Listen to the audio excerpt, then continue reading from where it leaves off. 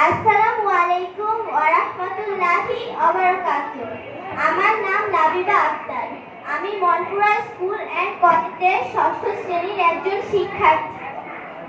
আবৃত্তি করছি কবি সুরঞ্জনার লেখা কবিতা কোটা আন্দোলন। আমি দেখিনি 1952 থেকে 1971 সাল পর্যন্ত যুদ্ধের দিনগুলো। আমি দেখেছি 2024-এ আমি দেখিনি 1952 থেকে 1971 সাল পর্যন্ত যুদ্ধের দিনগুলো।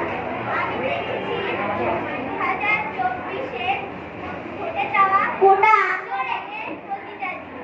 1952 কোন শহীদের রক্তাক্ত লাশ দেখিনি। আমি দেখেছি 2024-এ শহীদের রক্তাক্ত লাশ। 25শে মার্চের কালো রাত দেখিনি। আমি দেখেছি 15 জুলাইয়ের কালো রাত। আমি পাকিস্তানের হামলা দেখিনি। আমি দেখেছি ছাত্রলীগের হামলা। আমি পূর্ব পাকিস্তানের বৈষম্য দেখিনি। আমি দেখেছি বাংলার সাধারণ